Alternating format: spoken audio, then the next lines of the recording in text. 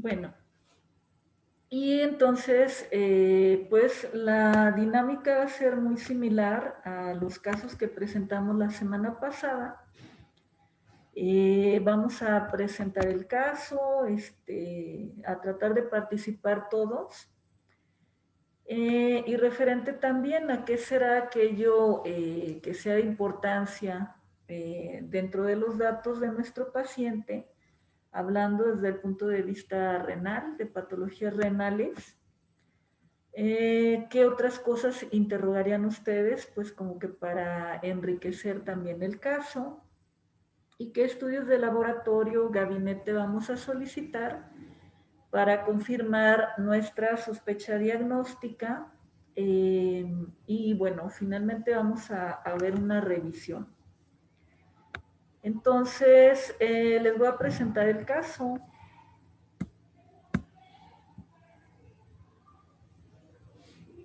Y tenemos que es un paciente masculino de 65 años de edad, el cual tiene diagnóstico de diabetes tipo 2 e hipertensión arterial.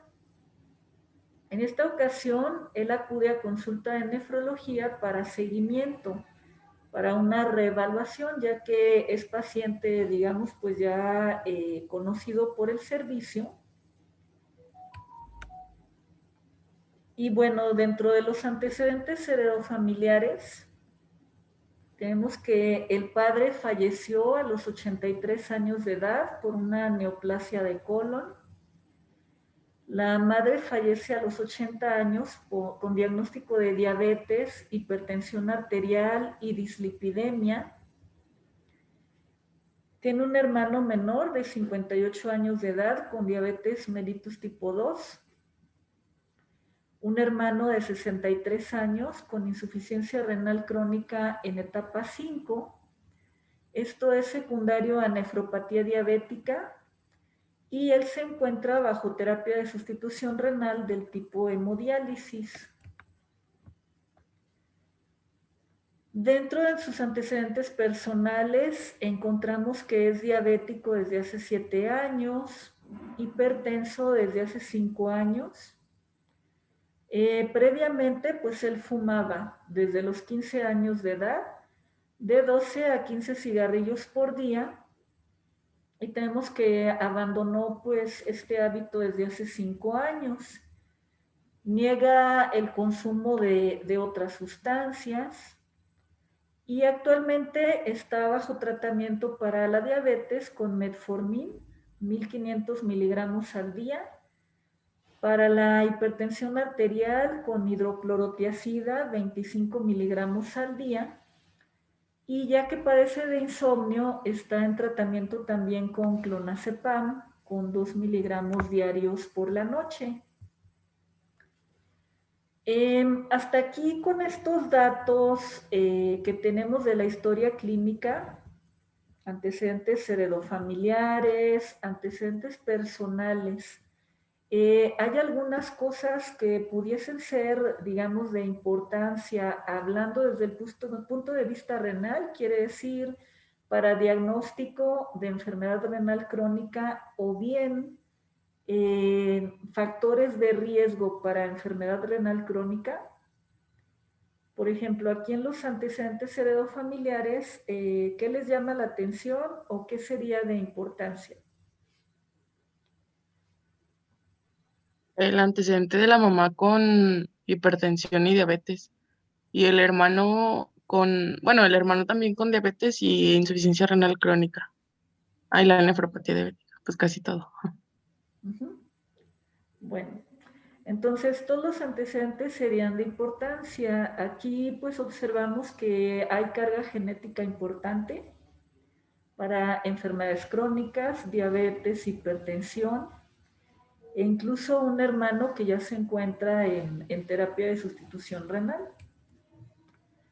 Dentro de los personales patológicos tendremos algunos datos que sean de importancia también.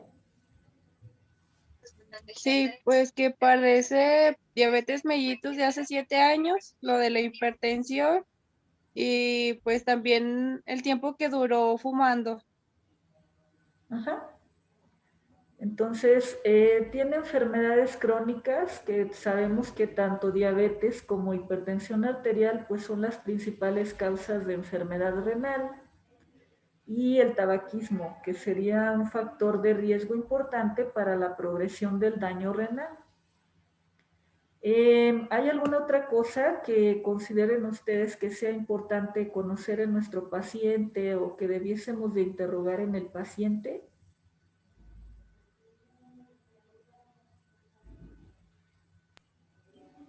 Pues igual es importante ver lo del tratamiento si sigue al pie de la letra las indicaciones. Ajá. Es importante saber si está tomando los medicamentos y por otro lado qué control tiene el paciente. Digamos, en muchas de las veces pues puede ser que no los esté tomando o bien que esté utilizando dosis más bajas, o incluso que a pesar de que está llevando al pie de la letra nuestro tratamiento, pues resulta que está descontrolado. Entonces, debiésemos de interrogar acerca de síntomas que nos puedan hablar de descontrol metabólico, de descontrol en las cifras de presión arterial, o bien si el paciente tiene aparato como para estar checando la presión en casa, o bien un glucómetro para estar monitorizando sus niveles de azúcar en sangre, pues también como que no sería de mucha utilidad. Aquí generalmente lo que hacemos con los pacientes es solicitarle que además de las mediciones de glucosa en ayuno, se realice también en algunas ocasiones medidas de glucosa en la tarde y postprandiales. Quiere decir 2 horas después de comer, ya que pues vamos a ver que hay un número importante de pacientes que a lo mejor en ayuno están dentro de la meta, están con niveles de azúcar muy normales, pero que quizá después de comer esa glucosa se dispara. Entonces, esto es importante a la hora de que vamos a dar indicaciones en recomendaciones, digamos que en la dieta, quizá ajustes en nuestro tratamiento porque habrá algunos fármacos que pues tengan predilección también como que por bajar la glucosa postprandial. Entonces, esas preguntas pues también serían importantes. Por la edad que tiene nuestro paciente de 65 años de edad, es hombre, ¿debiésemos de interrogar algo más? ¿O podrá tener algún otro factor de riesgo para enfermedad renal?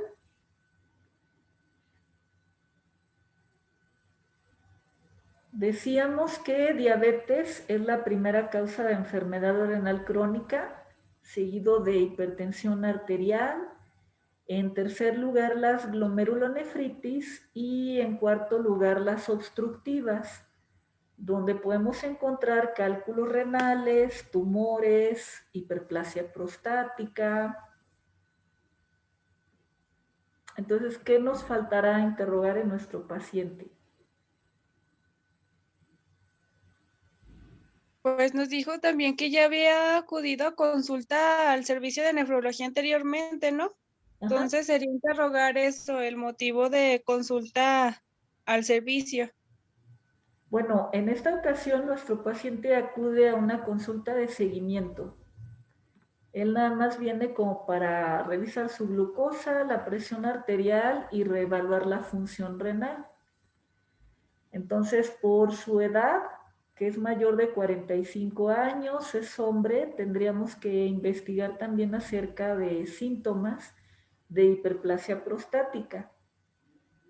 Eso es algo importante que siempre en todos los mayores de 45 años lo debemos de realizar, porque en el caso de que se tenga síntomas urinarios que nos indiquen, no hablen de obstrucción, por ejemplo, pujo, tenesmo vesical, el chorro de orina que está más adelgazado, con goteo terminal, por ejemplo. Todas estas situaciones nos hacen pensar de hiperplasia prostática y que pudiesen estar influyendo también en el daño renal. Incluso vamos a tener algún grupo de pacientes que aunque sean diabéticos hipertensos, resulta que el mayor problema es la hiperplasia prostática. Entonces, como que resolviendo esto, podemos incluso ver mejoría en los niveles de urea y creatinina. Entonces, en hombres mayores de 45 años tenemos que interrogar también intencionadamente acerca de esta posibilidad. Y quizá tendríamos que hablar también acerca del uso de nefrotóxicos, por ejemplo, consumo de antiinflamatorios no esteroideos, de analgésicos, si es que digamos, si es que el paciente pues llegase a presentar alguna patología que también como que esté influyendo en el consumo de estas sustancias. Acuérdense que en mayores de 40 años, pues luego también es frecuente, digamos, el consumo de analgésicos, antiinflamatorios, que quizá a diferencia de jóvenes, a lo mejor en menos de 20 años, 25 años, pues es menos común la ingesta de estos medicamentos. Aquí quizá lo que más tendríamos que preguntar, si fuman, si toman alcohol, si consumen drogas. Muy bien. Entonces, dentro de los datos a la exploración física de nuestro paciente, tenemos que pesa 87.3 kilos, mide unos 64 metros, tiene un índice de masa corporal de 33.5, una circunferencia de cintura de 105 centímetros, una presión arterial de 160 sobre 95 milímetros de mercurio, frecuencia cardíaca de 88 por minuto y discreto edema de miembros inferiores. ¿Qué les parecen estos datos a la exploración física? ¿Podemos hacer algún diagnóstico con lo que tenemos hasta ahorita? Obesidad grado 1. Obesidad Sí, grado ¿verdad? 1, Y pues hipertensión hipertensión arterial. ¿En qué estadio se encuentra la hipertensión? en el 2. Estadio 2. ¿Qué más les llama la atención de este paciente? El edema y la circunferencia de cintura. Ajá. El edema y la circunferencia de cintura. ¿Cómo está esa circunferencia, Enrique? Pues es más de lo normal. O sea, por eso me hace pensar en síndrome metabólico. Muy bien.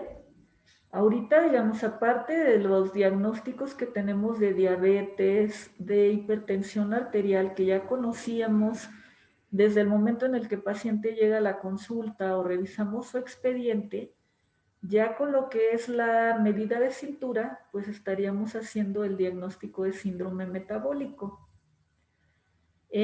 Anteriormente, pues digamos que se le daba mucha importancia al índice de masa corporal, pero ya de unos años para acá se ha visto que lo más importante pues es el perímetro abdominal. ¿Por qué? Porque nos habla indirectamente de un estado de resistencia a la insulina. Digamos, puede haber personas que a lo mejor son muy delgadas, aparentemente, pero de circunferencia de cintura miden más arriba de lo normal o de lo recomendado. Y esto pues nos orienta a que puede haber algún trastorno hormonal, por ejemplo, resistencia a la insulina, y que entonces el paciente o la persona pues va a tener más riesgo de presentar enfermedades crónicas como diabetes o hipertensión arterial. Y en el caso de aquellas personas que ya tienen alguna de estas enfermedades, pues como que nos va a ser un poquito más difícil el control.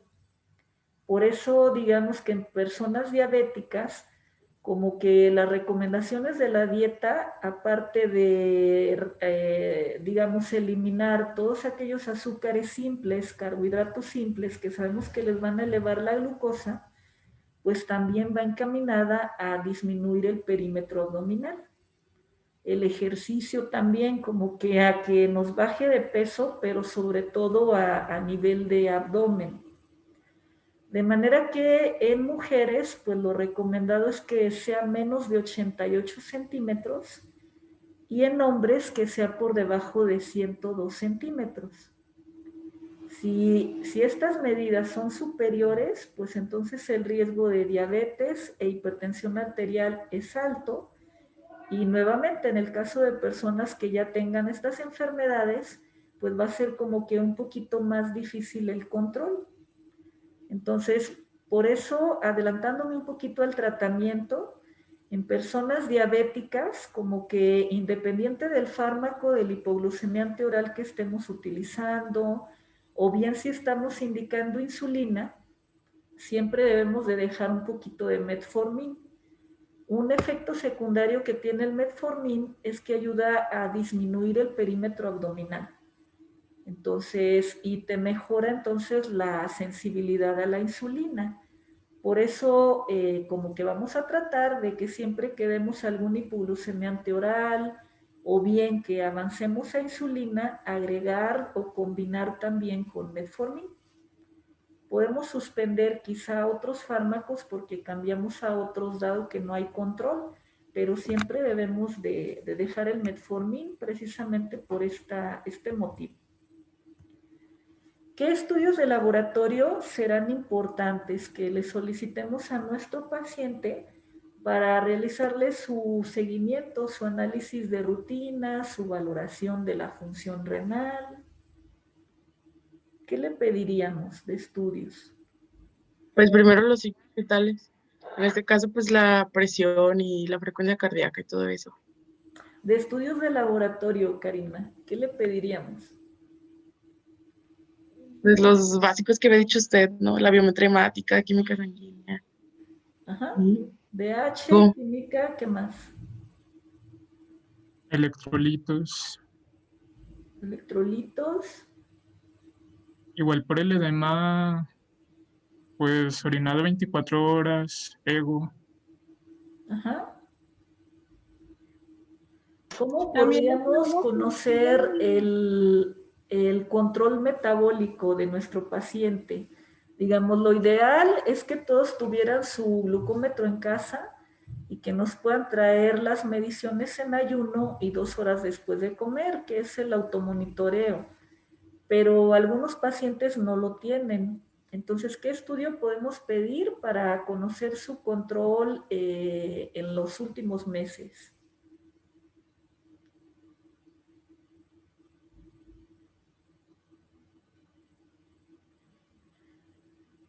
La hemoglobina glicosilada y recordar que en todo paciente diabético e hipertenso debemos de solicitar el perfil de lípidos también. Sabemos que un número muy importante pues cursa con dislipidemias, con elevación de colesterol, de triglicéridos y que pues digamos que se van conjuntando o se van sumando varios factores de riesgo, en este caso cardiovascular, y que también debemos de atender en nuestro paciente. Entonces, solicitaríamos pues todos los que ya comentaron ahorita. Biometría hemática, química sanguínea, electrolitos séricos, examen general de orina, que sería lo básico, como que para un chequeo de rutina. Vamos a agregar la hemoglobina glicosilada para conocer el control de los últimos 3 meses de nuestro paciente, el perfil de lípidos y la depuración de creatinina y proteinuria en orina de 24 horas. Entonces, estos son los resultados de nuestro paciente.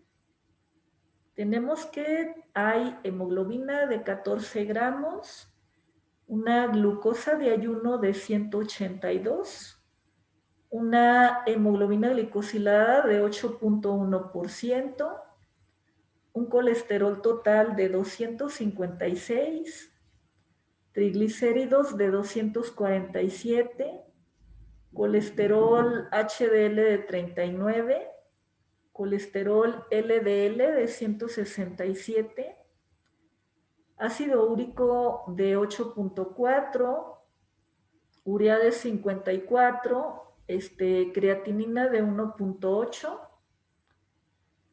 un sodio de 138, potasio de 5.1, calcio de 8.2 y fósforo de 3.2. ¿Qué les parecen estos estudios? ¿Qué es normal y qué es anormal?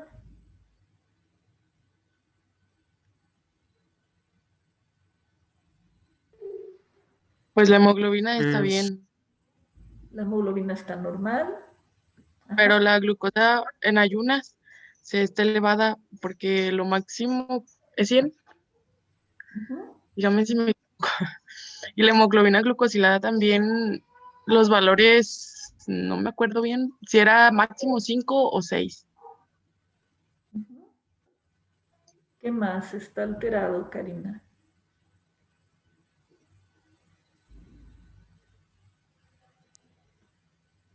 pues el colesterol también está elevado. El HDL pues está en rangos, pues es mayor a 40 y está en 39. El LDL igual está elevado y los triglicéridos también. Ajá.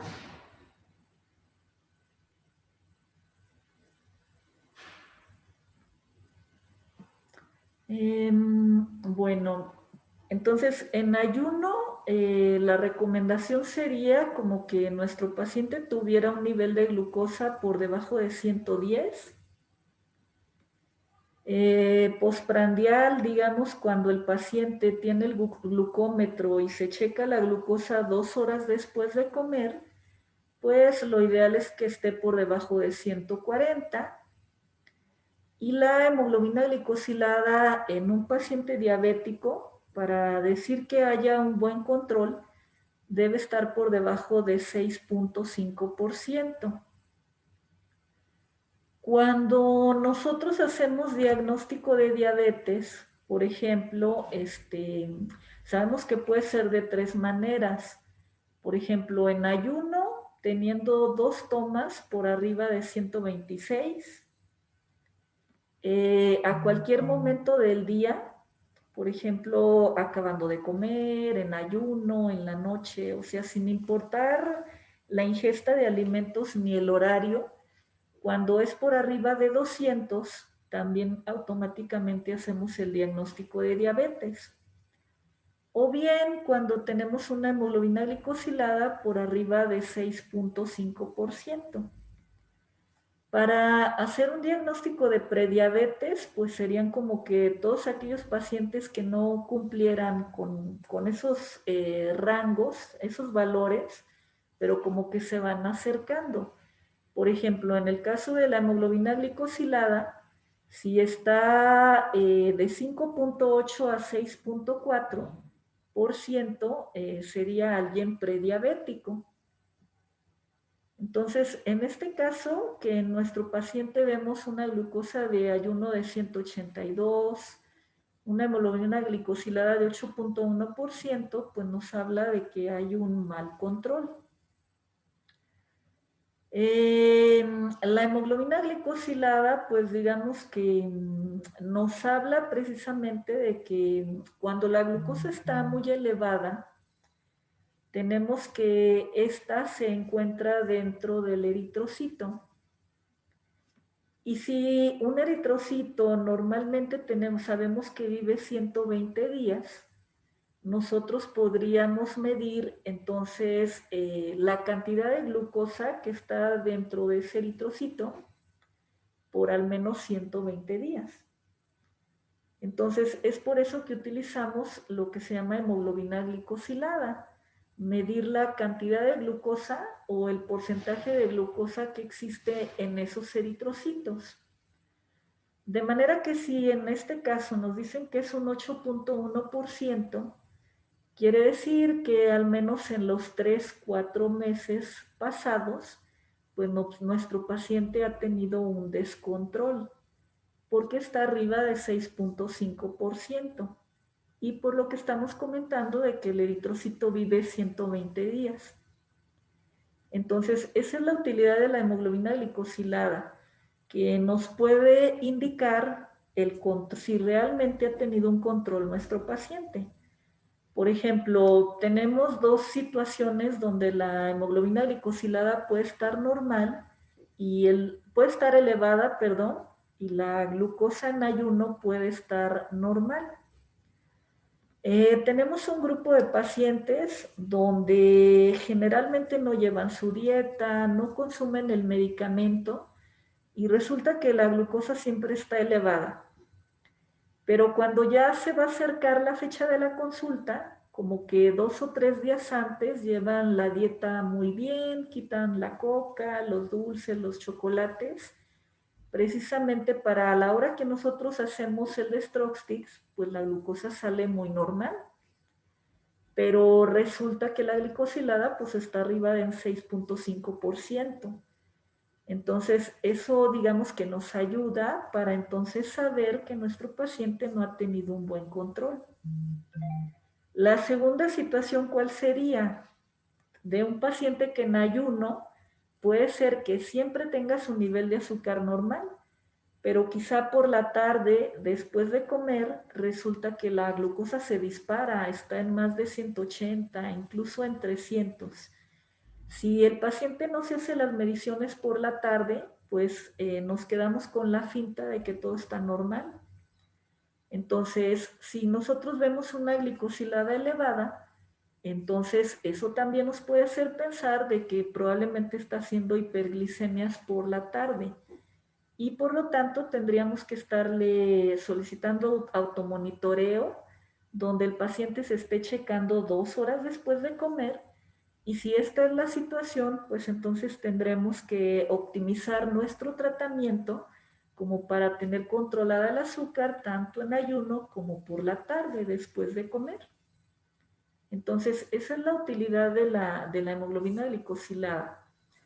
Aquí en el caso de nuestro paciente, pues como ustedes lo comentan, están elevadas tanto la glucosa de ayuno como la glicosilada, la hemoglobina glicosilada, ante lo cual pues nuestro paciente tiene un mal control y por lo tanto pues tendremos que realizar algún ajuste.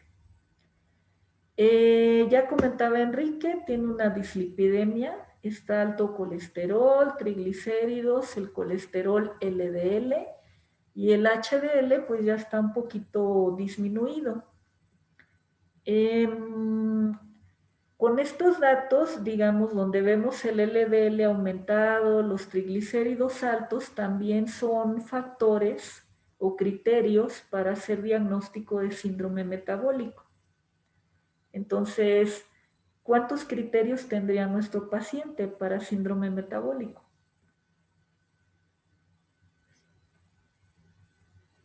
Pues hasta ahora lleva 4, que sería la hipertensión, la diabetes, la dislipidemia y las medidas de la cintura. Entonces tiene 4, bueno, serían 5 criterios, porque el LDL entra como uno y triglicéridos sería otro. Entonces tenemos colesterol, LDL, triglicéridos, la diabetes, la hipertensión y además del perímetro abdominal.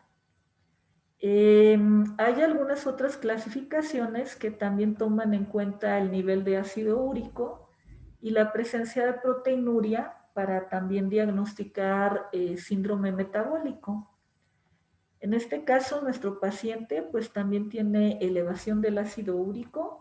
Sabemos que por arriba de 7 pues ya es anormal, está en 8.4.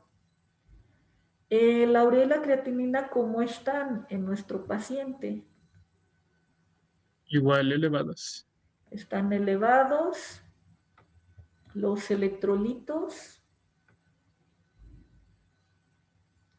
Los electrolitos aparentemente están normales.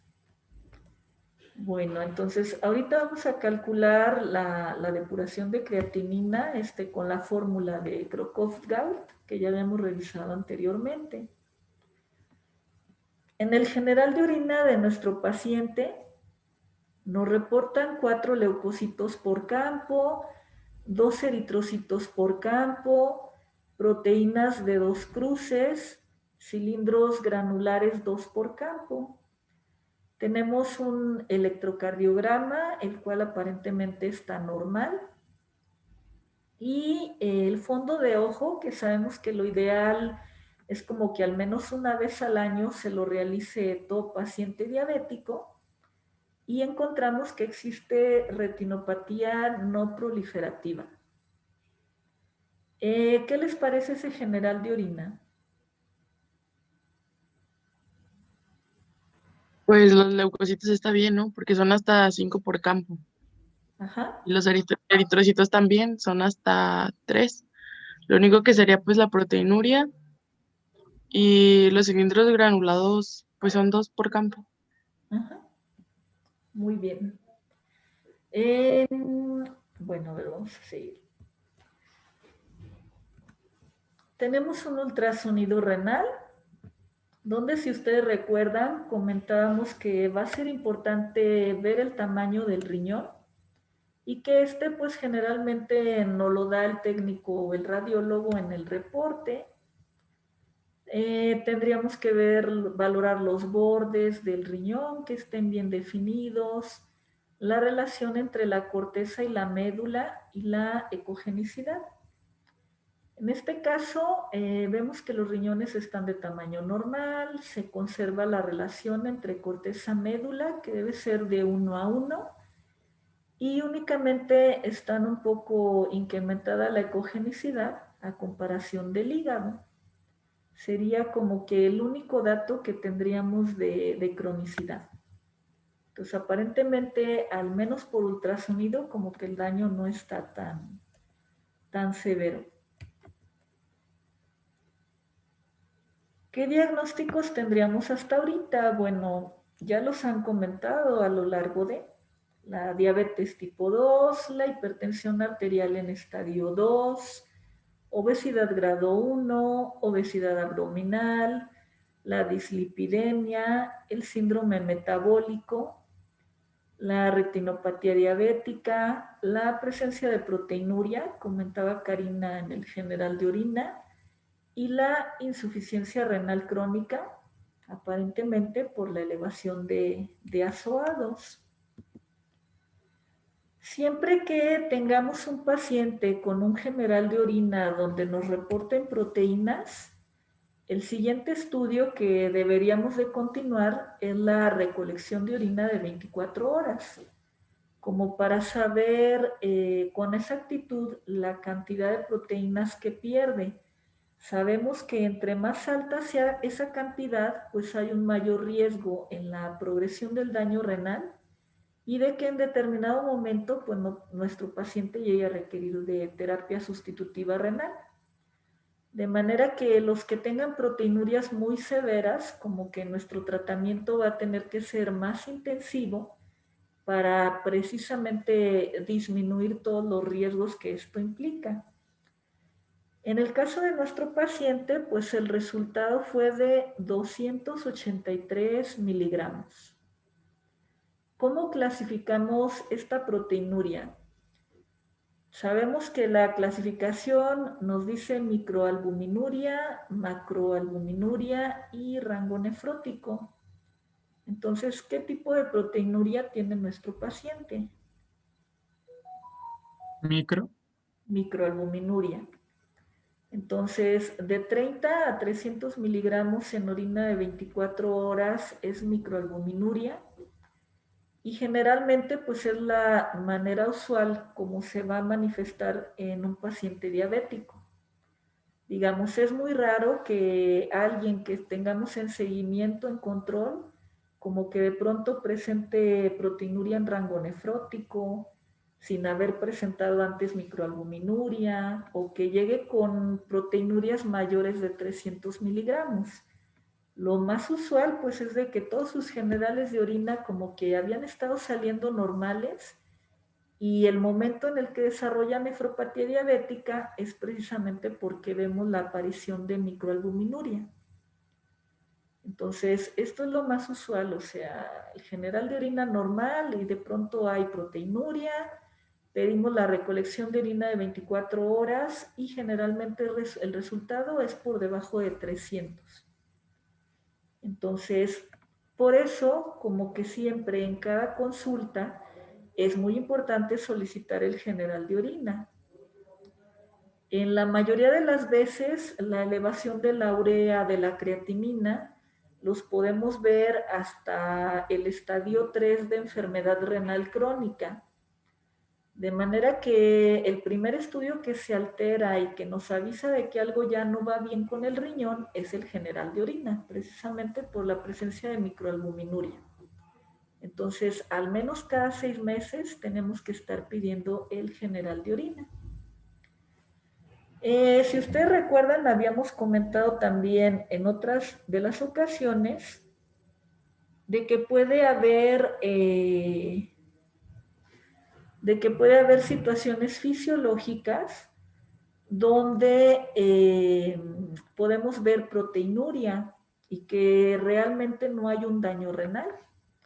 Entonces, eso es algo importante que también deberíamos de interrogar a nuestro paciente y descartar, ¿verdad? Todas estas situaciones antes de decir que tiene nefropatía diabética.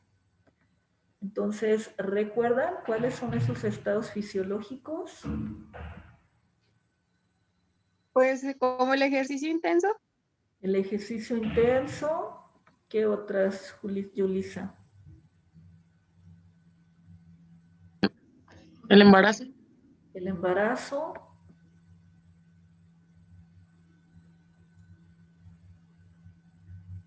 La presencia de fiebre, de infecciones. Entonces tendríamos que descartar todas las posibilidades antes de decir que el paciente tiene nefropatía. Y de manera que entonces la microalbuminuria pues la vamos a definir como una proteína en orina de 24 horas que va de 30 a 300 miligramos al día. Es la excreción de albúmina por orina en cantidades superiores a lo normal, pero inferior al límite de detección por métodos semicuantitativos. La proteinuria pues la podemos detectar por el general de orina, a través de la recolección de orina de 24 horas, a través de una tira reactiva. Digamos, serían las maneras como nosotros podemos darnos cuenta de esta situación. Y bueno, como ya comentábamos, pueden existir falsos positivos en el ejercicio intenso, en el embarazo, una dieta muy alta en proteínas, cuando hay fiebre, en las infecciones. En el caso de hematuria, por ejemplo, alguien que tenga litiasis renal, tenemos que puede haber pequeñas cantidades de hemoglobina de sangre en la orina, y ya que la hemoglobina es una proteína, pues la tira reactiva, pues digamos que no lo va a medir como proteína. Similar a una mujer que, por ejemplo, esté durante su menstruación. Si se realiza el general de orina, pues también va a ser normal que nos reporte tanto hemoglobina como proteínas, precisamente por esta situación. Entonces, todo esto pues lo debemos de interrogar intencionadamente en los pacientes diabéticos, y de manera que si es la primera vez que nuestro paciente tiene un general de orina positivo a proteínas, pues debemos de descartar entonces todas estas posibilidades. Debemos de preguntarle, por ejemplo, si el día anterior no realizó ejercicio. Podría ser que estuvo en un gimnasio, que a lo mejor salió a correr y por eso el día de hoy nos reporta proteínas. Pudiera ser que está enfermo de la garganta o que tiene una infección de vías urinarias y por eso también nos está reportando proteínas. Si tuvo fiebre el día anterior, pues también puede dar proteínas. Un estrés muy intenso, un estrés muy importante, tenemos que también puede condicionar proteínas en orina. Por ejemplo, resulta que vamos a presentar una clase, vamos a tener examen el día de mañana, todas esas situaciones que condicionen estrés, pues tenemos que también pudiese dar proteinuria. De manera que en el paciente diabético, pues debemos de solicitar de 2 a 3 generales de orina, o hacer de 2 a 3 mediciones con la tira reactiva o con orina de 24 horas en un periodo de 3 a 6 meses, como para poder decir que es algo patológico. Y lógicamente que cada vez que pidamos el general de orina, pues decirle al paciente que no lo realice cuando está en su menstruación, que no lo realice si tiene fiebre. Si sabemos que es alguien que realiza mucho ejercicio, pues como que el día previo no haga la actividad para que entonces el general de orina pueda ser confiable. Entonces, ya si tenemos dos estudios que son positivos a proteinuria, y donde ya descartamos todas estas posibilidades, pues entonces ahí sí que pudiésemos hablar ya de microalbuminuria.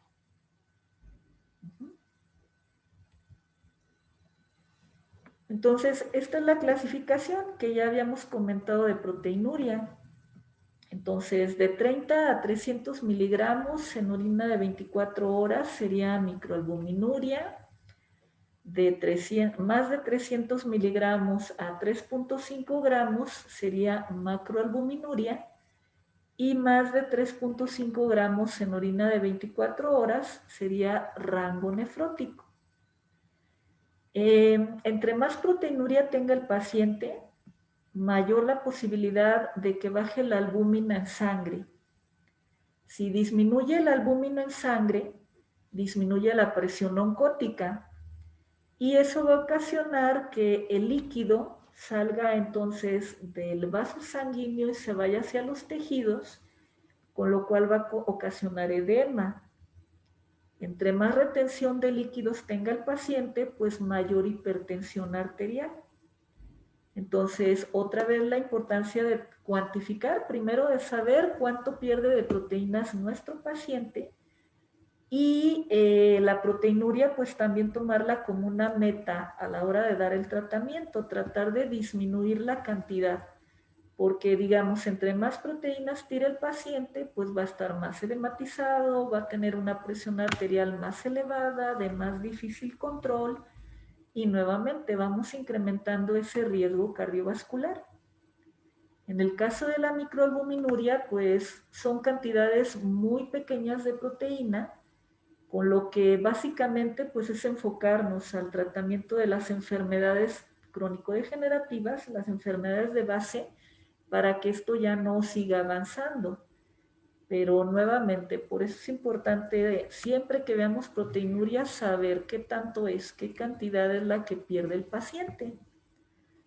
De manera que la microalbuminuria pues es una manifestación de nefropatía. De hecho, sería la primera manifestación antes de que el paciente tenga hipertensión arterial, por ejemplo.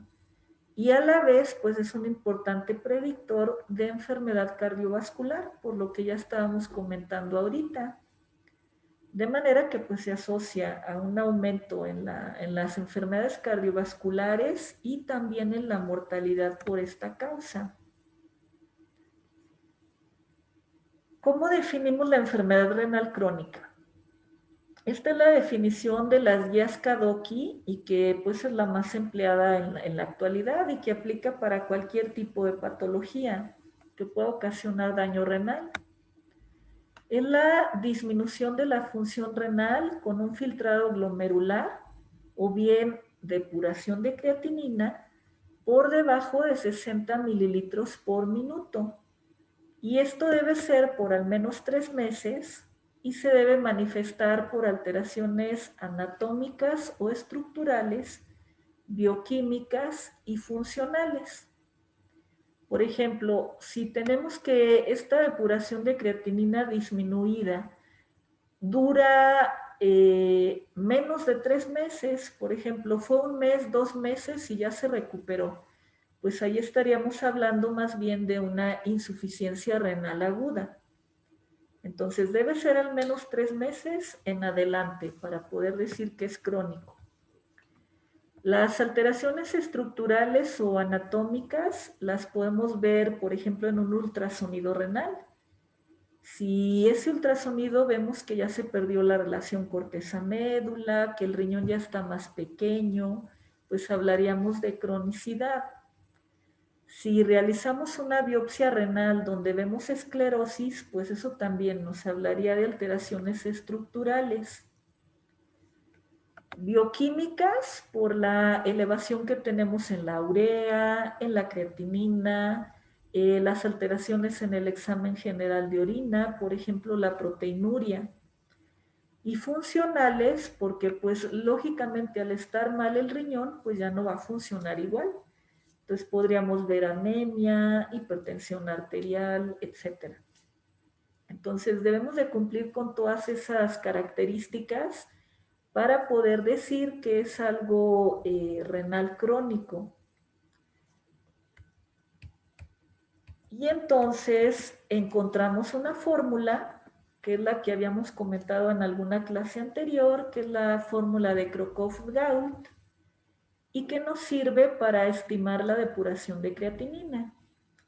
Ya sabemos que una de las maneras pues, es recolectando la orina de 24 horas del paciente, y a través de esto pues conocer su tasa de filtrado glomerular o depuración de creatinina. También lo podemos calcular a partir de esta fórmula. Y la fórmula nos dice que es 140 menos la edad del paciente por el peso del paciente. Y este resultado lo vamos a dividir entre 72 por la creatinina sérica del paciente. Entonces, los datos que necesitamos es la edad, el peso del paciente y el nivel de creatinina. Entonces, ¿lo pueden calcular?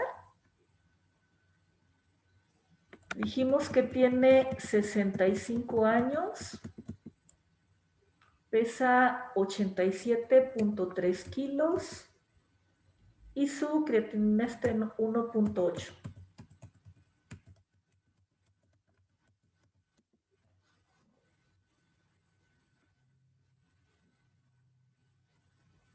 Sería 140 menos 65 por el peso, que es 87.3. ¿Cuánto les da ese resultado? 6.547.5. Ahora vamos a multiplicar 72 por 1.8, que es la creatinina de nuestro paciente.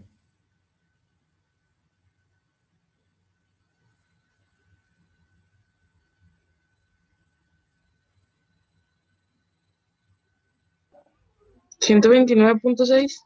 Ajá. Ahora sí vamos a dividir el primer resultado entre el segundo.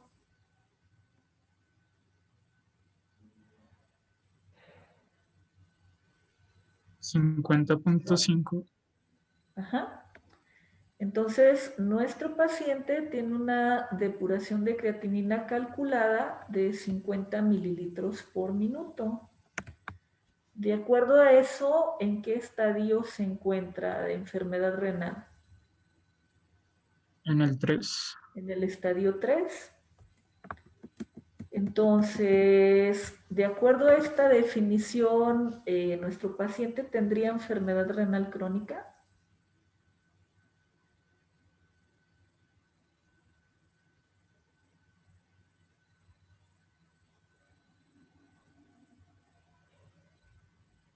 Pues más bien sería ya hacer la prueba 3 meses después y ver si siguió igual o mejoró, ¿no? Ajá.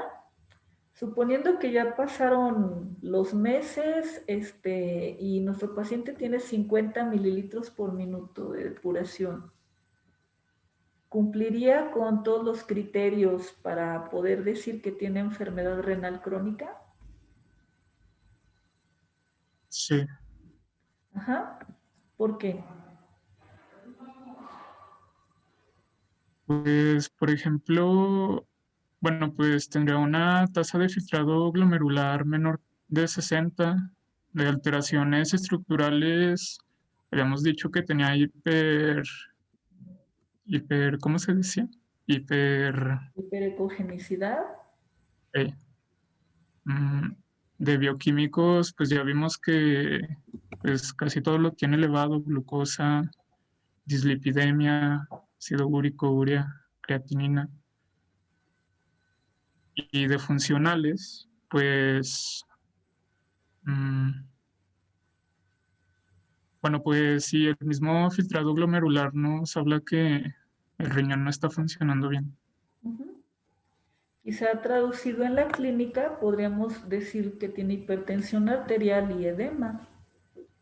Entonces, exactamente, nuestro paciente cumple con todos los criterios para poder decir que es una enfermedad renal crónica. Y así como decía Enrique en un principio, tendríamos que esperar, si es la primera vez que estamos conociendo al paciente, pues tendríamos que esperar los 3 meses. Si resulta que en 2 meses llega y ya trae una creatinina de 0.9, como que ya está normal, ya su depuración de creatinina está en 90 mililitros por minuto, bueno, ahí como que sí nos hablaría de que fue algo agudo. Entonces, en este caso, igual, como ya lo comentaron, pues sería algo crónico. Y de manera que entonces los marcadores de daño renal, pues va a ser la presencia de proteínas en la orina, la elevación de la creatinina en sangre, a través de la depuración de creatinina, ya sea calculada o en orina de 24 horas, si esta está disminuida, las anormalidades del sedimento urinario. Siempre que veamos proteinuria, cilindros granulares, eritrocitos, sobre todo dismórficos, nuevamente sospechar de una glomerulonefritis.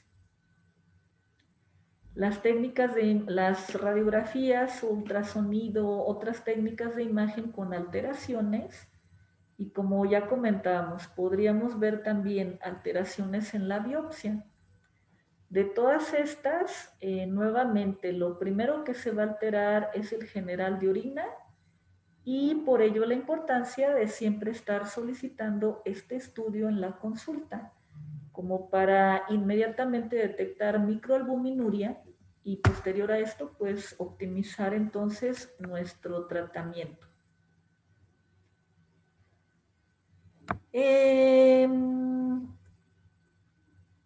Referente a la tasa de filtrado glomerular o bien la depuración de creatinina, pues ya conocemos la fórmula que comentábamos hace un momento y que digamos que esta es la manera más rápida como en la que podríamos conocer la tasa de filtrado glomerular y estadificar a nuestro paciente, porque solamente necesitamos saber la edad, el peso y la creatinina del paciente. Entonces, esto sería como que lo más rápido para poder estadificar. Pero también es real que pues esta fórmula tiene cierto margen de error. Ya hemos comentado en otras ocasiones que entre más edad tenga el paciente, pues como que la depuración va a ser más baja. Entre más joven el paciente, la depuración más alta. Entre más peso tenga nuestro paciente, pues la depuración también va a ser más alta. Mientras más bajo esté el peso, una depuración más baja. Entonces, todas esas situaciones pues, nos pueden hacer cometer algún error, de manera que pues, lo mejor sería contar con la recolección de orina de 24 horas. En ocasiones, pues tenemos pacientes que no cooperan para juntar toda la orina, o puede ser que por la edad, o quizá por alguna alteración que pueda tener el paciente, a lo mejor es de dificultad. Entonces, en esas situaciones, pues podemos calcular, usar varias fórmulas, digamos, para conocer la depuración. Para fines prácticos, ¿qué es el filtrado glomerular o para qué sirve estar calculando esta depuración de creatinina? Nosotros sabemos que dentro de lo que es la formación de la orina, pues influyen diferentes procesos. El primero de ellos, pues es el filtrado glomerular. Y ese nos habla de todas las sustancias, todas las moléculas que van a pasar o no pasar a través de la membrana basal glomerular, precisamente para luego pasar a los túbulos y dar continuidad a lo que es la formación de la orina. Entonces, si nosotros tuviéramos una sustancia, por ejemplo, de que la inyectáramos en la sangre y que luego la pudiésemos medir en la orina y que no sufriera ningún cambio a nivel de la membrana basal glomerular, quiere decir que se filtre libremente y que luego al llegar a los túbulos renales tampoco se reabsorba, tampoco se secrete, y de manera que lo que yo inyecte al paciente en la sangre, pues se elimine al 100% en la orina. Quiere decir, así como lo estoy administrando, así se va a eliminar. No va a sufrir ningún cambio ni en el glomérulo, ni en los túbulos, y de manera que se elimine al 100%. Si eso sucede, pues yo podría decir que el riñón está trabajando al 100%. Entonces, la sustancia que más cumple con estos criterios es algo que se llama inulina. Esta inulina es un polisacárido vegetal que no sufre ningún cambio a nivel del glomérulo, a nivel de los túbulos, y de manera que se elimina al 100%. ¿Cuál es el inconveniente de la inulina? Pues de que tenemos que hospitalizar al paciente porque es una sustancia que no se mantiene constante en la sangre. Tenemos que estarla administrando continuamente de forma intravenosa para mantener el nivel igual en sangre y que entonces el paciente lo pueda orinar. Entonces, al ser algo difícil, ¿qué es lo que utilizamos? Utilizamos la creatinina. Si usted la recuerda, pues la creatinina luego se va a acumular en músculo como creatina. Entonces, la creatinina pues está produciendo endógenamente, de forma endógena, pues todo el tiempo, precisamente en el cuerpo del paciente. De manera que es lo más parecido que podemos encontrar a la inulina y que nos va a dar también algo más preciso, algo más exacto del filtrado glomerular. De manera que pues tomamos una medida de sangre, una muestra de sangre donde vamos a medir la creatinina y la vamos a medir también en la orina de 24 horas, tanto en sangre como en orina. Y ya sobre esto pues entonces podemos calcular qué tanto es entonces lo que nuestro paciente tiene de creatinina en orina. En base a eso pues hacemos varios cálculos y entonces nos da lo que es la tasa de filtrado glomerular o bien depuración de creatinina, donde lo normal pues va a ser de 80 a 120 mililitros por minuto.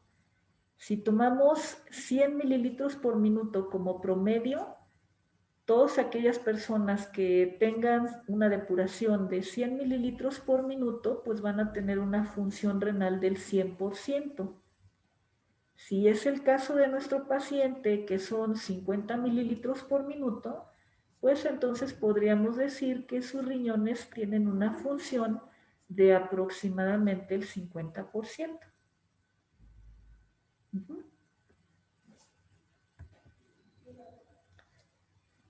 Entonces, en esta imagen, bueno, es únicamente para recordar que una vez que nuestro paciente diabético tiene un general de orina o una tira reactiva donde es positivo a microalbuminuria, pues tendríamos que descartar entonces todas aquellas situaciones que nos pueden dar falsos positivos.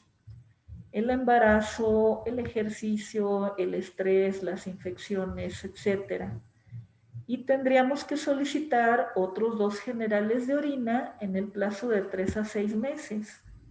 Si de pronto la primera muestra fue positiva, pero ya las otras son negativas, pues probablemente fue un falso positivo y nuestro paciente está bien de sus riñones. Pero si al menos 2 pruebas son positivas y ya descartamos todas las situaciones fisiológicas que pueden dar proteinuria, entonces ahí sí que estaríamos hablando de daño renal, de nefropatía diabética.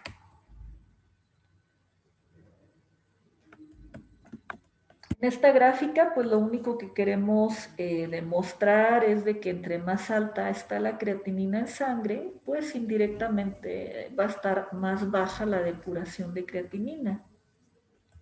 Entonces, todo paciente diabético e hipertenso, pues lo que nosotros buscamos, aparte de controlar estas enfermedades, de controlar la dislipidemia, etcétera, pues es como de que no nos siga subiendo la creatinina, porque entre más suba, pues más va a bajar el filtrado glomerular y por lo tanto más va a disminuir la función renal. Esta es la clasificación que ya conocemos, que es de acuerdo a las guías Kadoki y que es precisamente relacionado a la depuración de creatinina de nuestro paciente. Entonces, entre más baja esté esa depuración, tenemos que va a haber más alteraciones en los estudios de laboratorio de nuestro paciente y pues hasta llegar a la etapa más avanzada, que es una depuración de menos de 15 mililitros por minuto y que es meritorio entonces de terapia de sustitución renal, de diálisis, hemodiálisis, trasplante. Entonces, realmente todas las intervenciones que nosotros vamos a realizar son precisamente para enlentecer la progresión del daño renal, para tratar de evitar, incluso si es posible, que nos lleguen a diálisis.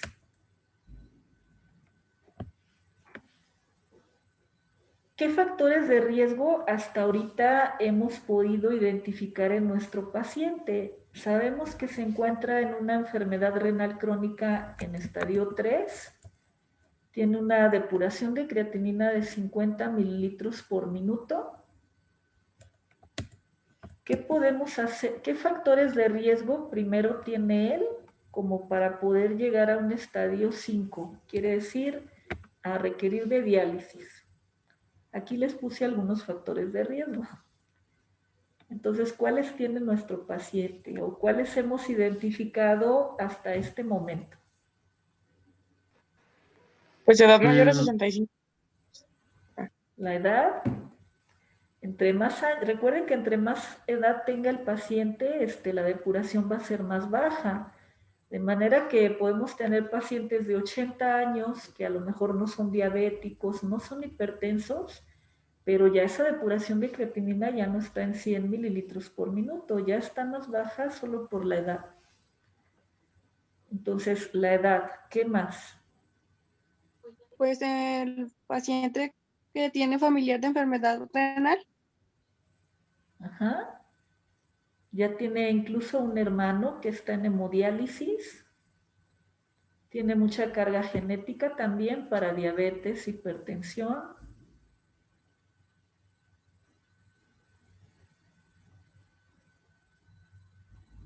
¿Qué más factores tiene? La diabetes y la hipertensión arterial. La diabetes y la hipertensión arterial. Y dentro de las toxicomanías, dentro de los nefrotóxicos, es que era fumador. era fumador. Hay muchos estudios que nos informan que una vez que el paciente deja de fumar, disminuye un poquito también el riesgo, pero digamos también ya por todo el tiempo que fumó, probablemente ya condicionó también algún grado de daño. Y nuevamente tendríamos que investigar por su edad si hay datos de prostatismo, por ejemplo, hiperplasia prostática, que también pudiese estar contribuyendo a la enfermedad renal. Puede haber pacientes que a la hora que pedimos el ultrasonido resulta que también tienen cálculos y que a lo mejor alguno está comprometiendo también de forma importante la función. Entonces, como que eso también lo tenemos que tratar.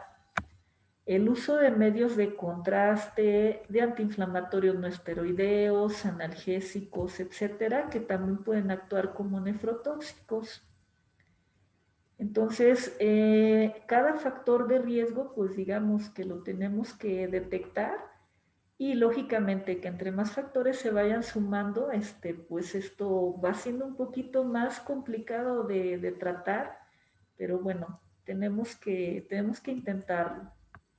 Luego de pronto se vuelve difícil de que a lo mejor la glucosa la tenemos muy bien controlada, pero la presión está un poquito alta, o la presión está en muy buen límite, pero el azúcar está en 300, o el colesterol, triglicéridos están elevados. Entonces a veces es difícil conseguir lograr todas las metas, pero al menos tratar como que de bajarlos lo más que podamos.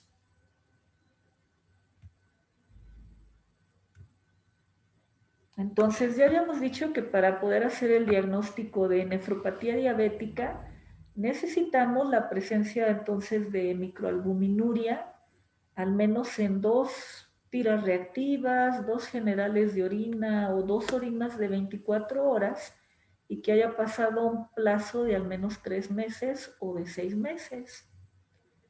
Que no tenga alguna otra situación que pudiese estar condicionando la proteinuria, que no tenga otras enfermedades que puedan ocasionar daño renal.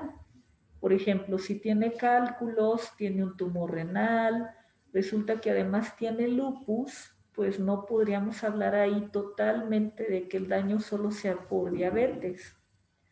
Generalmente, una vez que vemos microalbuminuria, pues tenemos que también puede haber retinopatía. Entonces, esto es muy común, o sea, de que el paciente inicia con microalbuminuria y luego vemos que hay hipertensión arterial y algún grado de retinopatía diabética. Cuando tengamos casos donde hay proteinuria, pero resulta que no hay retinopatía o no hay neuropatía, como que tenemos que interrogar también intencionadamente acerca de otro tipo de enfermedades o patologías que pudiesen causar también daño renal. Y para eso, pues quizá tendríamos que realizar incluso una biopsia. Por ejemplo, todas estas situaciones que vienen aquí, pues son indicaciones para realizar biopsia renal. Por poner un ejemplo, resulta que en vez de proteinuria, el paciente tiene hematuria persistente. Pues eso ya se sale como que de lo típico, lo clásico que vemos en diabetes, y probablemente tengamos que hacer una biopsia para descartar otro tipo de patologías. Resulta que tiene signos o síntomas de otra enfermedad sistémica, por ejemplo, tiene datos de lupus, tiene eritema malar, tiene artralgias, tiene úlceras orales. En esas situaciones, pues también como que tenemos que hacer biopsia. Si resulta que nunca apareció primero microalbuminuria, nada más se manifestó como un síndrome nefrítico, eso también hace que se sale de lo típico y que tenemos entonces que descartar otro tipo de patologías. De manera que, bueno, nuevamente, en cuanto detectamos proteinuria, pues es importante optimizar nuestro tratamiento para diabetes, para hipertensión arterial, para otros factores de riesgo, para entonces enlentecer la progresión del daño y retrasar la diálisis como que lo más que podamos. En los diabéticos tipo 1, generalmente se puede llegar a requerir de diálisis o hemodiálisis en el 25 al 30% de los casos. En diabéticos tipo 2, generalmente en el 15 al 20% de los casos. Y bueno, más o menos esta es la evolución que se tendría. Primero la microalbuminuria, luego si sigue el descontrol de la glucosa, si sigue elevado esos niveles, pues incrementa la proteinuria, llega ahora a una macroalbuminuria. Esto puede ser incluso rango nefrótico. Y después de eso, pues vemos que la depuración de creatinina pues va bajando aproximadamente de 10 a 12 mililitros por año. Quiere decir que si no controlamos a nuestro paciente, pues una vez que hay proteinuria, más o menos en 5 años podemos estar dializando al paciente. Otra vez, por eso la importancia de controlar la glucosa, controlar la presión arterial, pero también dar tratamiento para esa proteinuria. además de todos los demás factores de riesgo.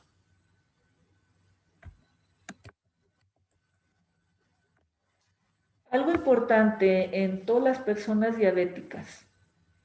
Antes de que exista proteinuria, existe algo que se llama hiperfiltración glomerular. Quiere decir que el riñón empieza a trabajar un poquito más de lo normal. Se empieza a sobrecargar. Eso quiere decir que si la depuración de creatinina normal es de 80 a 120 mililitros por minuto, generalmente en un estadio 1, pues vamos a ver depuraciones de creatinina por arriba de 120 mililitros por minuto. El paciente puede estar en 140, puede estar en 160 mililitros por minuto, y eso no quiere decir de que esté bien. Podemos decir es que sus riñones están trabajando hasta más de lo normal, está muy bien. No, está hiperfiltrando. Y esto ocasiona que el riñón aumente de tamaño. Entonces, en etapa 1 puede ser que no haya proteinuria, puede ser que el nivel de urea, creatinina está normal, pero en un ultrasonido renal podemos ver los riñones aumentados de tamaño y la depuración de creatinina por arriba de lo normal. Conforme va pasando el tiempo, pues tenemos que ese riñón va disminuyendo de tamaño. Como en alguien crónico vemos riñones atróficos. Si ustedes recuerdan, en un paciente diabético puede ser que veamos riñones de tamaño normal. ¿Por qué? Porque pues en un inicio estuvieron hipertrofiados. Y eso no quiere decir que el riñón esté bien. Esto luego va a ser algo que podemos ver con relativa frecuencia, de que el ultrasonido en alguien diabético, ya en etapa 5, que requiere diálisis, podemos ver que los riñones están normales, pero eso no quiere decir que estén funcionando en un diabético por esta situación. Entonces, en ellos, pues siempre tenemos que correlacionar con los estudios de laboratorio y bueno, estar conscientes de esta situación, de que puede ser que el ultrasonido esté normal, pero no quiere decir que estén funcionando.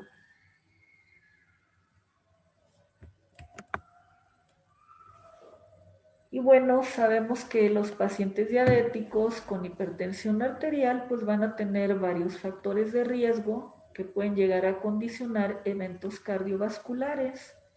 Por ejemplo, la dislipidemia, la obesidad, la elevación del ácido úrico, si fuman, si son sedentarios, etc.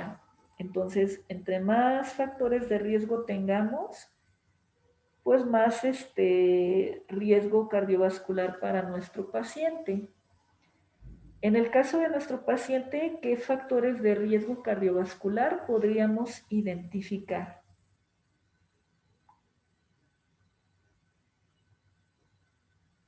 Hipertensión y dislipidemia. Ajá. Hipertensión, dislipidemia, el tabaquismo, que aunque sabemos que ahorita pues ya lo abandonó, pero anteriormente, y la obesidad grado 1, quizá también podría ser factor de riesgo. Entonces a nuestro paciente pues digamos que tendríamos que evaluar función renal, riesgo cardiovascular y dar tratamiento para todo lo que tengamos que hacer de manera integral. Aquí en esta gráfica pues vemos también que entre más baje la depuración de creatinina, pues incrementa también el riesgo de eventos cardiovasculares. Entonces, otro motivo más pues para proteger la función renal de nuestros pacientes. ¿Por qué incrementa el riesgo vascular? Pues les voy a poner un ejemplo. Si tenemos un paciente que ya está en etapa 4 de falla renal y resulta que orina muy poco, que frecuentemente está edematizado o que con frecuencia hace edema agudo pulmonar, pues desde ahí ya está ocasionando una sobrecarga al corazón que pudiese llegar a condicionar algún infarto. En segundo lugar, los pacientes, conforme va incrementando el grado de falla renal, pues la presión arterial cada vez se va haciendo un poquito más difícil de controlar. Entonces, entre más alta esté la presión arterial, pues hay riesgo de hipertrofia ventricular izquierda. Y eso sabemos que pues también puede llevar a insuficiencia cardíaca. ¿Qué otro factor pudiese haber? La anemia que presentan estos pacientes.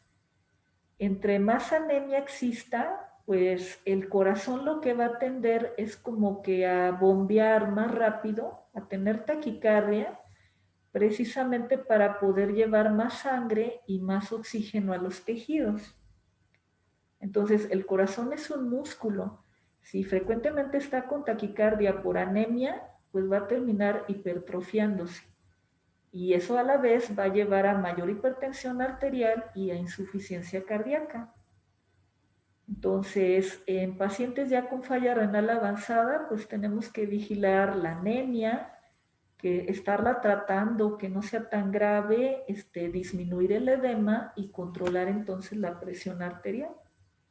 De otra manera, pues al paso del tiempo también van a llegar a desarrollar algún grado de falla cardíaca.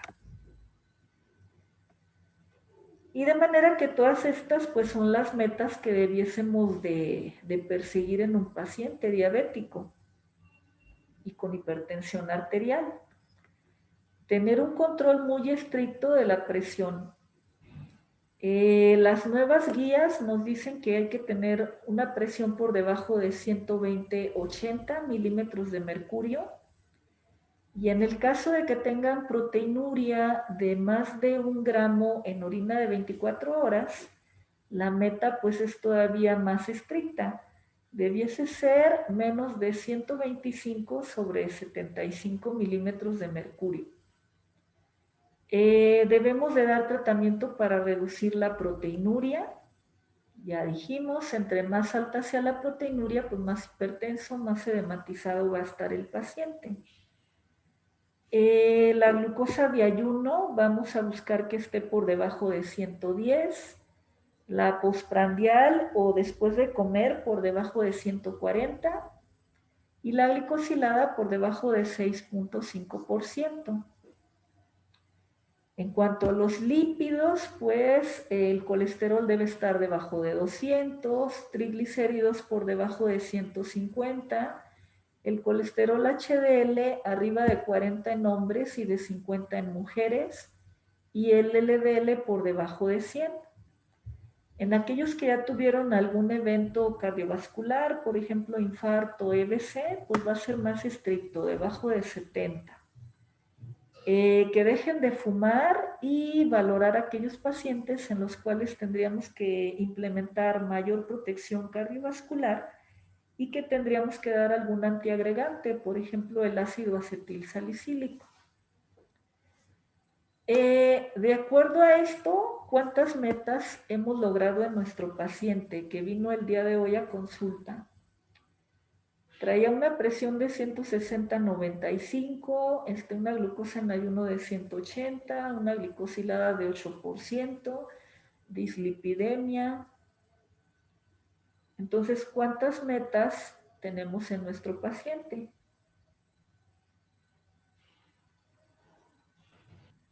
Pues está la de la proteinuria y la del cese del hábito tabáquico. Serían dos, apenas inició con microalbuminuria y ya no fuma. En muchas de las veces, pues bueno, decimos, el paciente viene muy descontrolado y lógicamente que ahorita tiene varios factores, no nada más para que progrese la enfermedad renal, sino también para el riesgo cardiovascular. Pero también es real que, pues bueno, podemos darle recomendaciones en la dieta, en el ejercicio, ajustarle sus dosis de medicamentos como para lograr el mayor número de metas que podamos y disminuir entonces esos riesgos en el paciente. Y lógicamente que el hecho de que ya no fume, pues es de mucha utilidad. De hecho aquí pues es muy bueno, porque ayuda tanto a que ya no siga dañando el riñón por ese lado, pero también a lo cardíaco, para prevenir infartos, para prevenir evento vascular cerebral, para ayudar a mejorar la circulación. Entonces, siempre es muy importante explicarle al paciente, a todos los pacientes, el porqué de un tratamiento, el porqué de la dieta, de que de pronto está muy estricta, pero que realmente es buscando un beneficio. Y lógicamente que también como que cada vez que logremos una meta, pues felicitar al paciente, ¿verdad? No nada más regañarlo de que oh, viene y otra vez todo está mal y otra, y luego porque entonces los pacientes pues ni nos hacen caso ni regresan nunca más a la consulta. Entonces eso también es importante y bueno, en este caso ayuda mucho que el paciente ya no fuma. ¿Qué tratamiento le darían a su paciente? En base a todo lo que ya vimos ahorita, a las metas del tratamiento, al por qué debemos como que de tratar de controlarlo, de alcanzar cada una de ellas, qué recomendaciones le darían y qué medicamentos podríamos indicar para mejorar.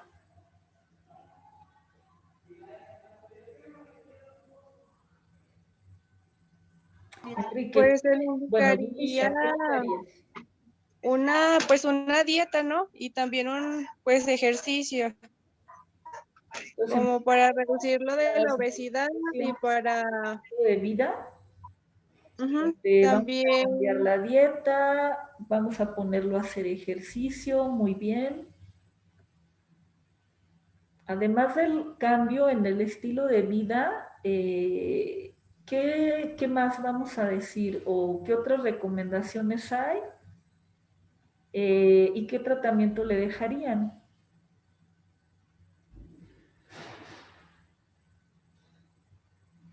Karina, Que siguiera con el tratamiento, que siguiera con el tratamiento de antihipertensivo que tenía. Creo que era hidroclorotiazida y la metformina. ajá, tiene 1500 miligramos de metformina al día y 25 de hidroclorotiazida al día.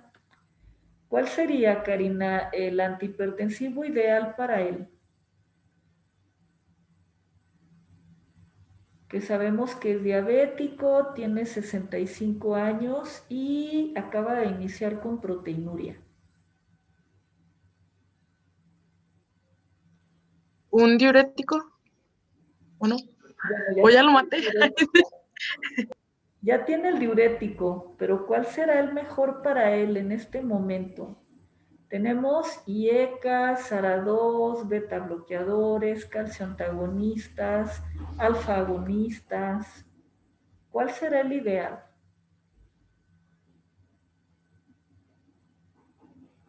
Por la edad, el ideal es el diurético, pero acuérdate que es diabético y tiene proteinuria.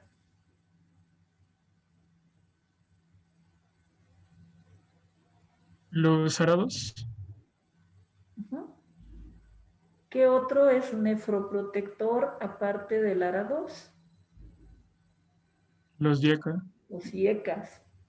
Entonces, en todo paciente diabético con proteinuria, siempre IECAS y ARA2 van a ser los de elección.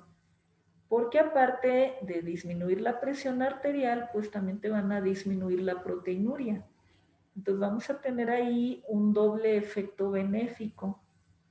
Ya si resulta que está con IECA y ARA2 y a pesar de eso continúa hipertenso, pues podemos agregar algún otro fármaco hasta llegar a la meta de 120-80 de TA, pero siempre iniciar con IECA o combinación de IECA y ARA2. ¿Qué más le podemos dar para reducir la proteinuria, que sería pasar al segunda meta? Ya tiene IECA, ya tiene ARA2, ¿qué más podemos agregarle para la proteinuria? estatinas, Estatinas. Entonces la estatina, aparte de que te va a disminuir la proteinuria, también va a controlar la dislipidemia, también nos va a ayudar a bajar colesterol, a bajar el LDL. Muy bien. ¿Habrá algún otro medicamento que podamos dar como antiproteinúrico?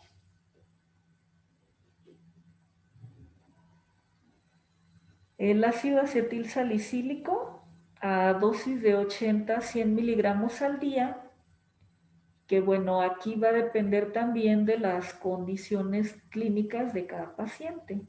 Si es una proteinuria muy severa, si hay riesgo de trombosis, si tiene mucho riesgo cardiovascular, pues como que también hay que darle el ácido acetil.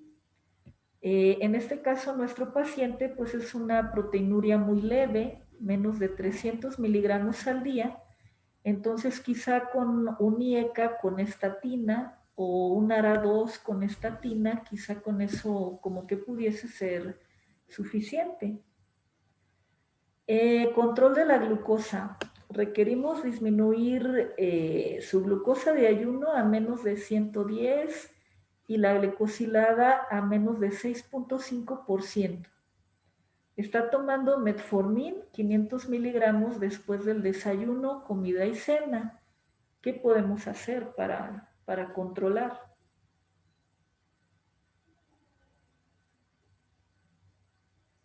Pues los cambios en el estilo de vida que ya habían mencionado Ajá, y, y pues incluso subir las dosis.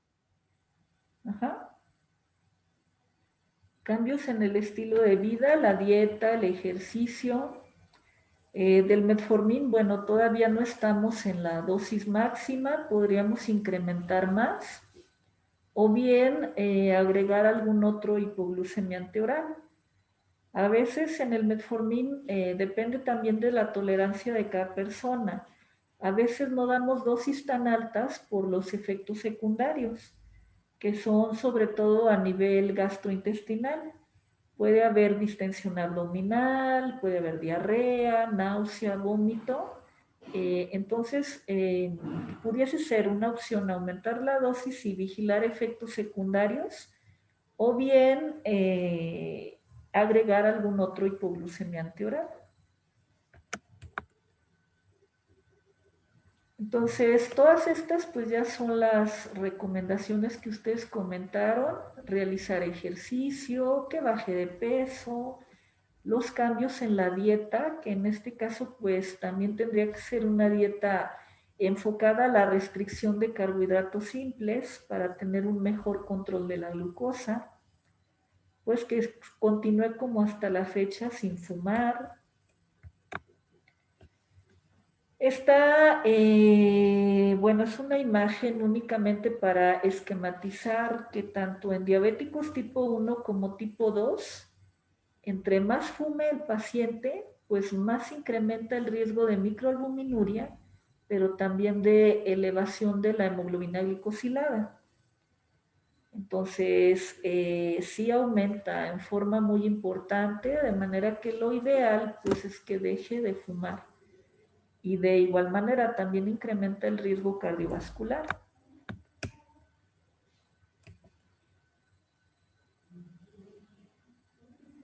Esta es otra gráfica, pues únicamente para esquematizar que es muy importante controlar la presión arterial.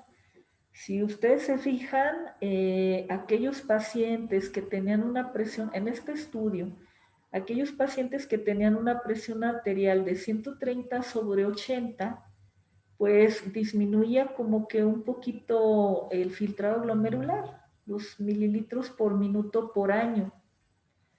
En 130-85 como que ya disminuía el doble, a lo mejor acá era 1.5 mililitros por año, acá ya 3, pero ya en 140-90 o cifras mucho más altas, pues va disminuyendo en forma muy importante esa depuración de creatinina y es donde nuestro paciente se puede ir entonces a requerir terapia de sustitución renal. Entonces, por eso la importancia de optimizar el tratamiento, aunque sean muchos fármacos, pero realmente son para mejorar la progresión, para mejorar la función renal. Digamos, muchas de las veces nuestros pacientes nos preguntan, es que son muchas pastillas, ¿me va a afectar el riñón? Bueno, todos los medicamentos tienen efectos secundarios, pero es real que cada uno tiene su indicación y que son precisamente con el fin de proteger al riñón. Entre más baja esté la hemoglobina glicosilada, pues no nada más protegemos el riñón y el corazón, también la vista, disminuye el riesgo de retinopatía, de catarata, de alteraciones en la circulación. Entonces, realmente son muchos los beneficios que vamos a encontrar en un paciente que esté bien controlado. Este es otro estudio donde también vemos que entre más intensivo es el tratamiento, esto intensivo quiere decir que tenemos muy bien controlado, estamos en el mayor número de metas, independiente de los medicamentos que tengamos que usar, y pues vemos que disminuye mucho el riesgo de microalbuminuria, de daño renal ya como tal. Entonces tenemos muchísimos fármacos hipoglucemiantes orales para tratar entonces la diabetes. Algunos tendrán ventajas sobre otros en el sentido de efectos secundarios, del costo. A lo mejor puede haber medicamentos muy buenos, pero que valen 1,500 y de pronto el paciente no lo puede comprar. Entonces, sí tenemos que ver varias cosas, digamos, al momento de recetar un fármaco. Puede ser que a lo mejor le ocasione muchos efectos secundarios y que tengamos entonces que cambiar a otro, o que no logramos con uno solo el control metabólico y entonces tenemos que agregar 2 o 3 fármacos o incluso cambiar a insulina, como para prevenir también otro tipo de complicaciones. En el caso de pacientes que ya están con enfermedad renal crónica avanzada, quiere decir en etapa 4 y 5, se reduce, digamos, la cantidad de hipoglucemiantes orales que podamos dar. Y en estos casos, pues generalmente los más utilizados son, por ejemplo, las tiazolidinedionas, la pioglitazona. Podemos utilizar también los inhibidores 4, que es la sitagliptina, vidagliptina, linagliptina. Y podemos utilizar también lo que es la insulina. En estos casos, los fármacos como sitagliptina, pues sí tenemos que reducir la dosis en un 50%. La insulina, pues también tenemos que ajustar la dosis dependiendo de las características, las condiciones de cada paciente. Y en el caso de las tiazolidinedionas, tenemos que estas no requieren ajuste para la función renal, pero tienen efectos secundarios como son retención de líquidos, osteoporosis e hipertensión arterial. Entonces, ya que los pacientes con enfermedad renal crónica avanzada en su mayoría tienden a estar hipertensos, a tener edema, pues como que no es muy buena idea dar este tipo de medicamentos.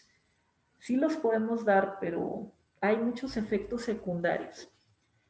Y ya otros fármacos que comúnmente se utilizan como la glibenclamida, la glimepirida, como tardan más tiempo en eliminarse en estos pacientes, pues hay mucho riesgo de hipoglicemia, con lo cual a partir del estadio 4 están totalmente contraindicados.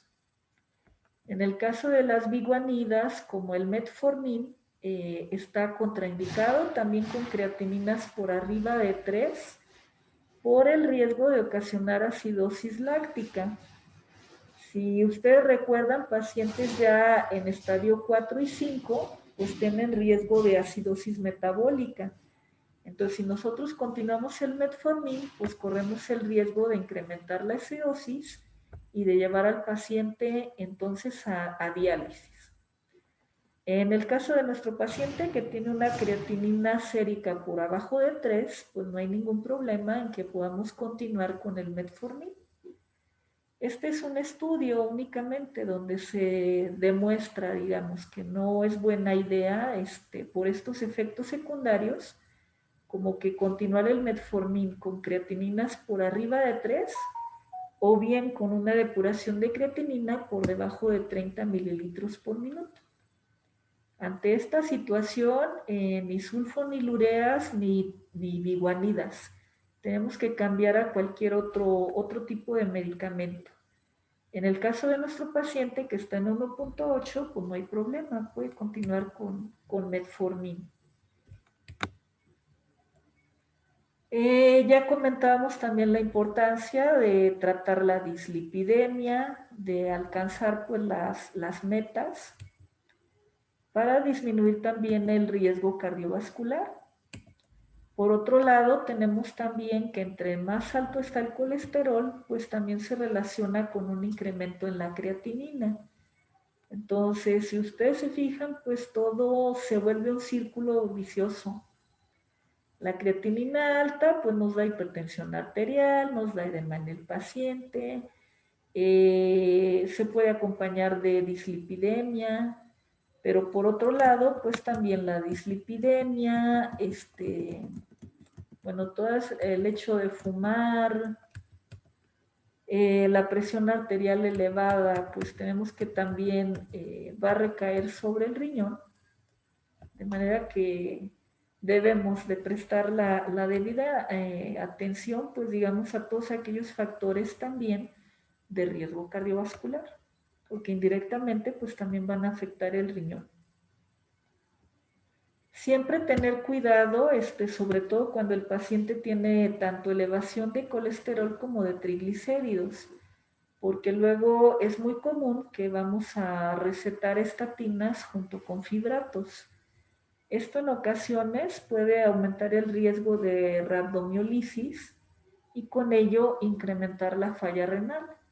De manera que los fibratos generalmente los recomendamos solamente cuando los triglicéridos están por arriba de 500 y tenemos que vigilar muy estrechamente a nuestro paciente, precisamente para detectar esta complicación en caso de que se llegase a presentar. Y como ya comentábamos, pues los antiagregantes plaquetarios, pues también tratar de recetarlos en los pacientes que tienen alto riesgo cardiovascular, que tienen otros factores, o bien cuando hablamos de proteinurias muy severas y que también pueden influir en la formación de trombos.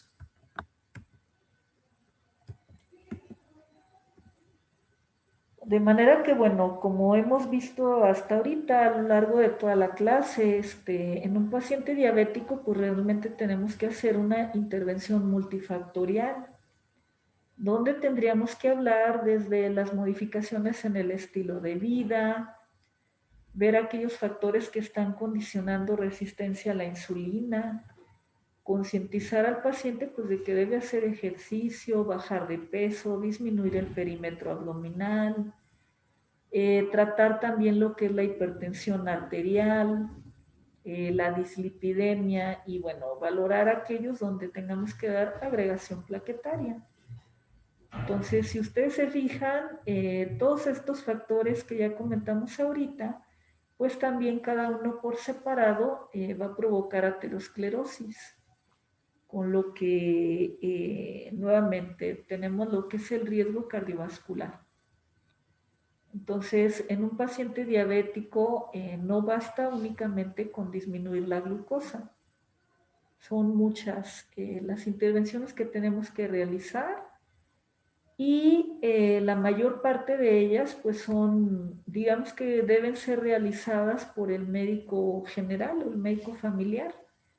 Nefrología, pues nosotros vemos únicamente los pacientes ya en estadio 4 o 5, con una depuración de creatinina por abajo de 30 mililitros por minuto.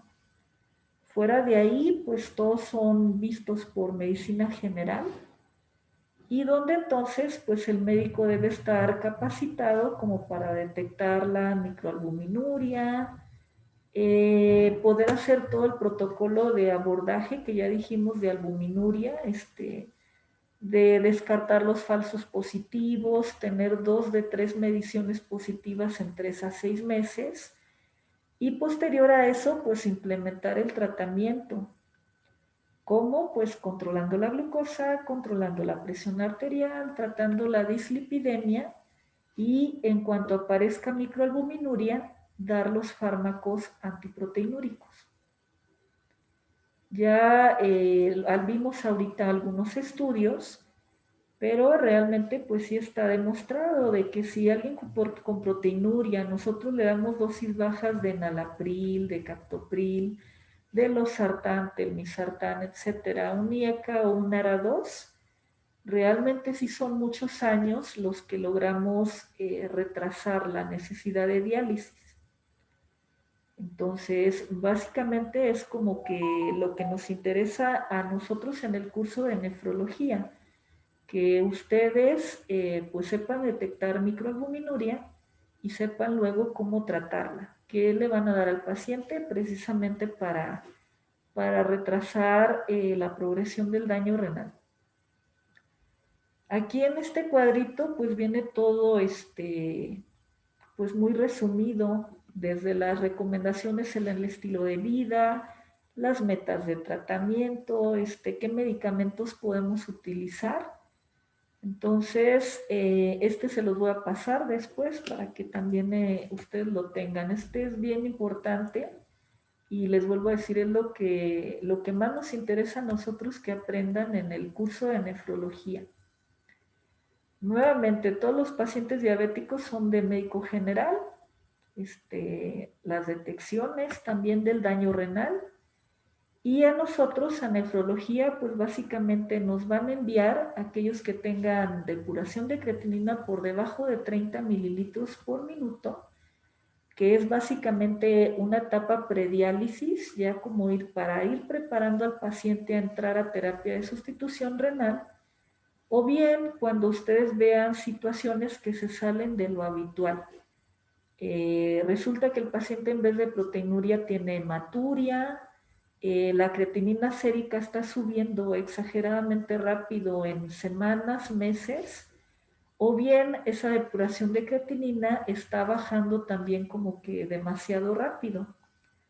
No es el curso habitual que dijimos a los 10, 15 años cuando ya empezamos a ver daño renal. Si en vez de debutar con microalbuminuria, debuta con un síndrome nefrótico, con cantidades exageradamente altas de proteinuria, también hay que enviarlos a nefrología. O bien, si resulta que son hipertensos y ya tenemos 3 o 4 fármacos y no logramos controlar la presión arterial, pues también hay que enviarlos a valoración. Si el paciente tiene sospecha de alguna otra enfermedad sistémica que pueda estar ocasionando insuficiencia renal, por ejemplo, lupus, que comentábamos hace un rato, bueno, también tendríamos que enviarlo a nefrología. Fuera de ahí, todos los pacientes son suyos, y bueno, en esta plática tratamos como que de resumir lo más importante que tenemos que revisar, identificar en un paciente diabético y qué es lo que le van a realizar. De igual manera, bueno, hay que darle una leidita, si ya lo vieron también en teoría, como que complementarlo y bueno, si tienen alguna pregunta o bien en la siguiente clase hay alguna pregunta, pues lo vemos. Esto sí como que es bien importante que les quede así bien, bien claro. Entonces, no sé si tengan alguna pregunta, alguna duda.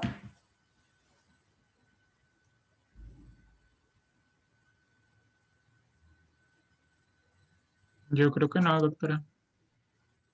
Si ya están dormidos, ¿cómo están? No nos hemos Yo no dormido, los veo. Ok, muy bien.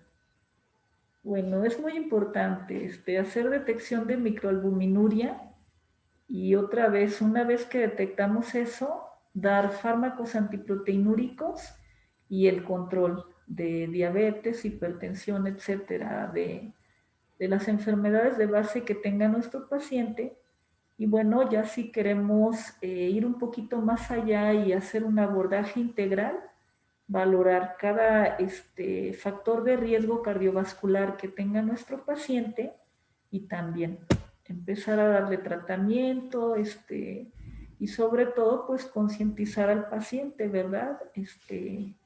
De la importancia que tiene cada una de estas intervenciones precisamente para, pues todo por su salud, ahora sí que es para eso. Bueno, muy bien. Entonces, no sé si tengan alguna pregunta, alguna duda. Yo me quedé con una pregunta, pero del síndrome metabólico. ¿Ah? Por ejemplo, tienes un paciente que tiene nada más como la cintura muy... Ay, bueno, les voy a contar. A ver, Mm, Yo en esta cuarentena engordé mucho, más de lo que estaba, ¿verdad? Pero también empecé con acantosis nigricans, ¿sí? Así dice.